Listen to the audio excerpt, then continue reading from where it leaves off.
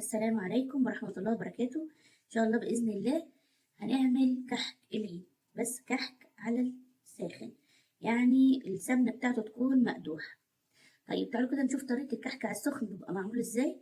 الكحك على السخن هنعمل مقادير كيلو دقيق، دي المقادير بتاعتنا، كيلو دقيق معانا كمان 550 جرام سمنة بلدي. طبعا أي سمنة أنت تحبيها براحتك جدا، بس ديت أنا هعملها بسمنة بلدي. وعندي كمان 3 معالق سكر بودرة، عندي معلقة صغيرة خميرة، معلقة صغيرة بيكنج باودر، معايا ربع معلقة صغيرة ملح، وكمان معايا معلقة ونص ريحة الكحك. وما تكترش ريحة الكحك عشان ما تغمقش معاكي الكحكاية، وحسب برضو ريحة الكحك اللي عندك انت ما لقيتيها غامقة ما تكتريش، لقيتيها ما فاتحة شوية عادي ممكن تحطي معلقتين. طيب عندي كمان عندي كمان 3 معالق سمسم. والطريقة بتاعتنا بقى ان احنا هنمشي بيها خطوة خطوة، هنشوفها مع بعض ازاي. الأول نبس العجين ازاي، وبعدين ازاي نعمل ونشكل ونحشي العجينة بتاعتنا. طبعا الكحك بتاعنا زي ما انتوا شايفين كده بيتكلم عن نفسه، حاجة تانية حاجة رهيبة كده، جميل جدا. شايفين النقشة ثابتة اهو، نقشته ثابتة جدا مفيهوش اي حاجة خالص، جميل تحفة. وكمان عندي هنا اهو شايفين منقوش برضو بال بالمنقاش العادي، برضو جميل ازاي وتحفة. طبعا اهو نفتح واحدة مع بعض اهيت، عندي هنا اهو جميل، شايفين تحفة. كمان شايفين بيفرز ازاي،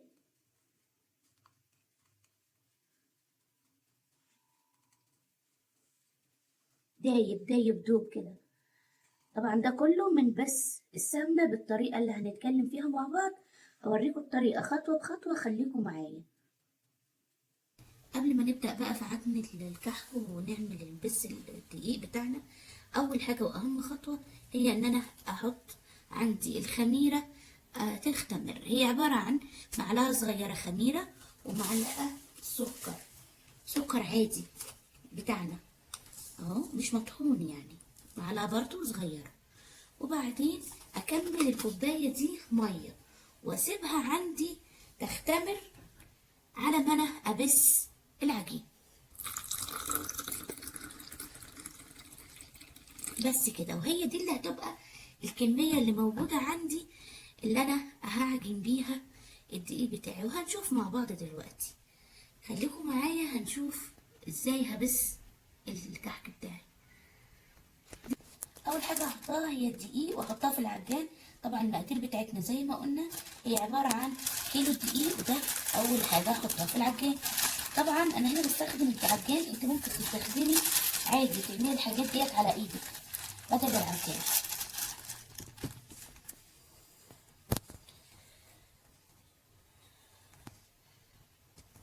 عندي بعد كده بقى انا بحط في الكيلو الدقيق بحط 100 جرام نشا، والنشا هنا هي تخلي الكحكه ناعمه خالص، وما تخليهاش ان هي تلزق في البق، ولا تلاقيها كده لازقه في بقك من فوق. تعالوا كده نشوف. هنحط النشا، وبعدين النشا كمية جرام عبارة عن قد كام؟ معلقة من معالق الأكل، عشان الناس اللي ما عندهاش ميزان. عبارة عن معلقة، 3 معالق نشا، 3 معالق نشا للكيلو دقيق. طيب وبعد كده بحط عندي 3 معالق سكر بودرة،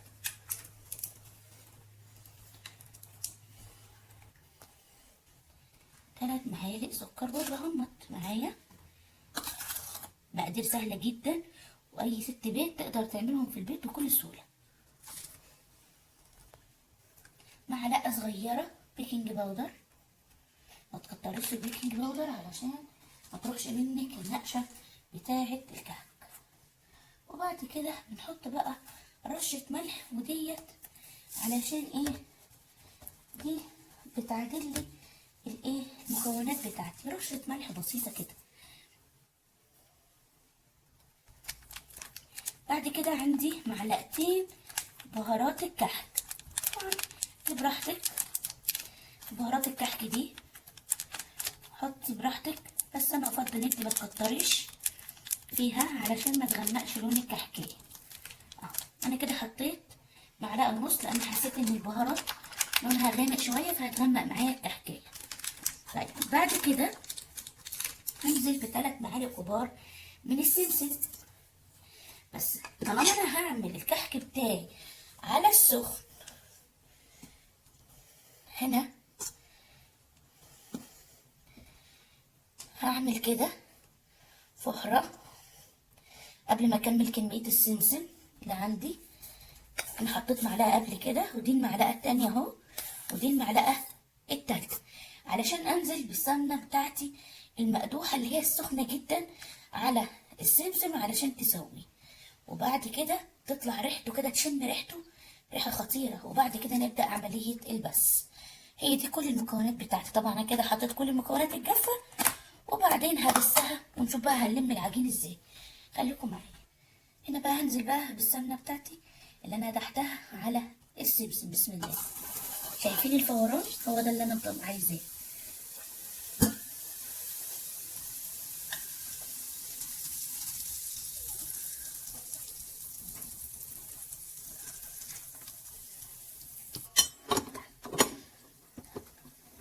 في المرحله دي بقى انا ركبت اهو كده بقى الكف اللي هشتغل بيه، وابدا بقى عمليه العجين. طبعا ريحه السمسم طلعت، وريحه بدات العجين تطلع من قبل حتى ما ابسه. وابدا بقى اشغل العجين بتاعي وابدا ابس في العجين.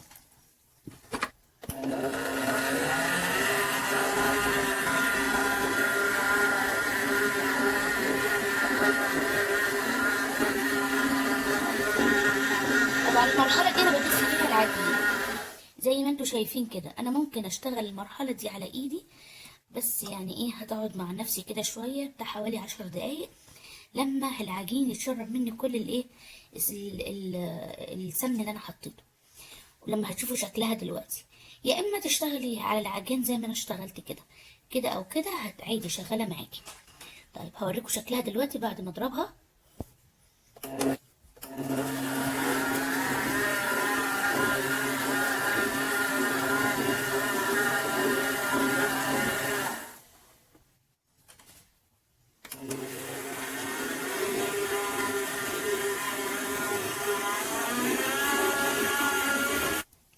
طبعا زي ما انتوا عارفين انا قلت قبل كده ان الكميه بتاعتي هي عباره عن كيلو دقيق و550 جرام سمنه بلدي مقدوحه لان ده معمول على السخن.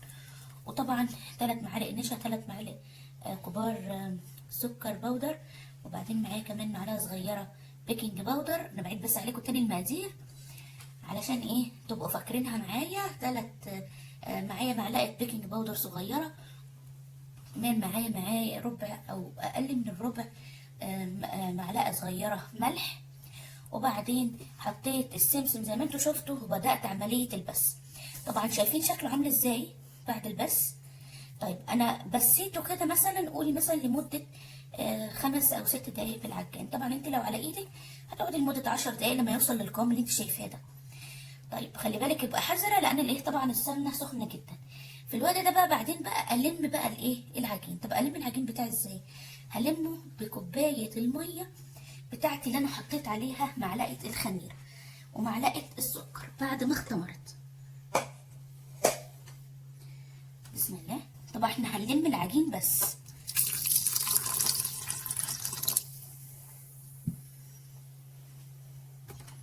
نشوف كده.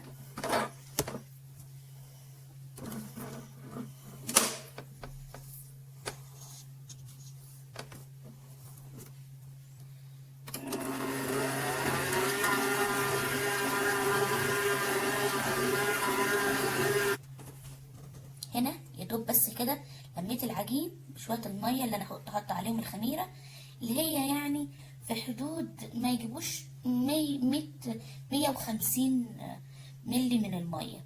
ما تكتريش لان الميه السوائل يعني بتنشف الكحك.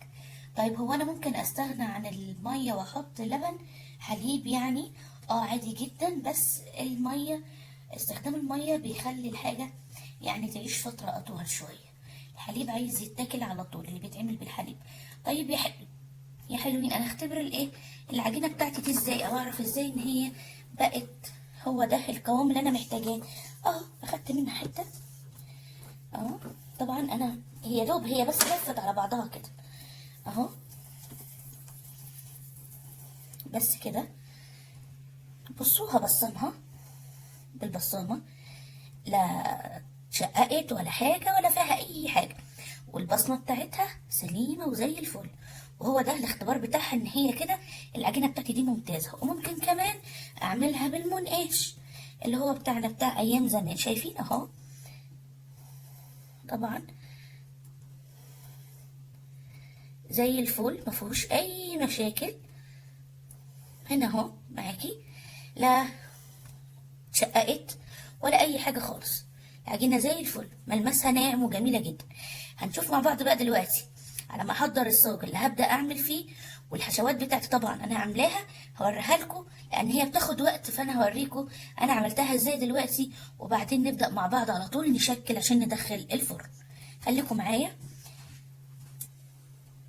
هنا بقى عندي الحشوات بتاعتي اللي هي عبارة عن، جبت ربع كيلو من عجينة التمر بتاعتي، وبعدين حطيتها على النار مع معلقتين سمنة بلدي، لو لقيتيها ناشفة شوية كده حط لها معلقتين مية وشوية سمسم، وكمان معاكي نص معلقة قرفة، بتوديها في حتة تانية بتبقى خطيرة. طيب وبعد كده عجنتها وكورتها بالشكل اللي انت شايفاه ده كده، علشان تبقى سهلة عليا في الايه وانا بعمل الكحك. طبعا انا هنا حاطه سمسم، انت ممكن تحطي اي مكسرات عندك، ممكن تحطي فول سوداني، ممكن تحطي عين جمل، اي نوع مكسرات حابه تحطيه معاه بيبقى طعمها حلو برضه. عايزه تعمليها ساده من غير سمسم من غير اي مكسرات عادي.